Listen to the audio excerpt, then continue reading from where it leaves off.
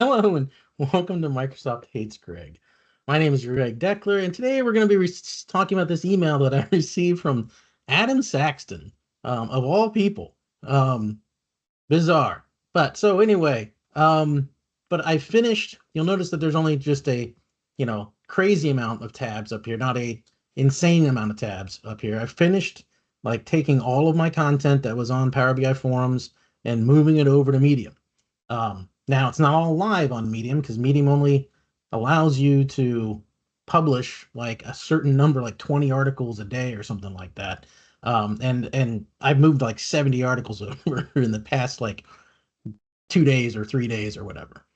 So they're not all up live yet over on Medium, but they're getting there and they will be probably over the weekend and that. So anyway, so I've been posting some stuff like let me see if I have it. Like this.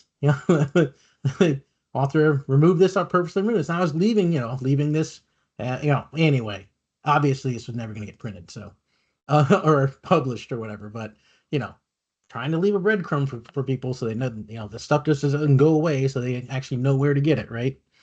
So anyway, so I'm like I was probably halfway through or so when I get this email from Adam. And let's just be clear. I've been on the Power BI community site for since the beginning. Like I'm like number 300 and something, on the site. So like within the first day or two, right, I've been on the Power BI community site. And I can tell you in all of that time, years and years, I have never once been contacted by Adam Saxton about things going on the community site, right? So I don't know what's going on in terms of like if the cuts and firing at Microsoft have gotten so deep that Adam is now like running the community site or what the hell is going on, right? But I'm getting this email from Adam Saxton of all people. I'm like, so I'm immediately like, what the heck is this? Right? Or maybe it was because, I don't know, maybe they're like, well, Adam's a content creator, so he can relate to Greg, the content creator. And but let's get one thing clear. Adam is not a content creator. Okay. Adam is a Microsoft marketing shill, right? That's his job is to market Microsoft. And then the process of that, he creates videos, but he is not what I would associate as a content creator, right? An independent content creator. He's just a marketing guy. That's all it is, right? So anyway, so immediately, and then I'm not going to show the email, but I'm going to talk about the email because I got to talk about this email. So he begins the email with "Yo."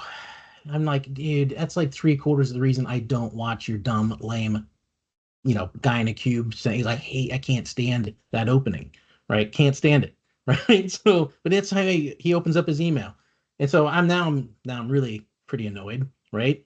And then he launches into, hey, saw the notifications of a bunch of older blog posts, coming through, and you're moving the stuff over to Medium. I wanted to let you know that he's not going to approve the updates. So I'm like, well, no shit, Sherlock, right? I mean, how dumb do you think I am? So it's the first thing out of his mouth, he insults me, insults my intelligence, right? It's like, I'm not going to publish. Well, I knew you weren't going to publish those things. It's a given, Adam, right? So craziness, right? So, basically, then he launches into this thing about what, well, it's okay if I delete it, or if you feel like your content's being used inappropriately by others. No, you're missing the point, Adam, right? You guys pirated my books, right? Microsoft began its relationship and its partnership, right, with OpenAI. I think they evolved in like 2019. They were doing all this pirating stuff in 2021. So Microsoft just is guilty, right? And there's no, you're seeing my reply up here. It is a known fact that OpenAI pirated millions of books. Okay, it's a known fact, right? It's out there in open, public court documents. OpenAI has made statements like, "Well, we used to pirate, but now we don't."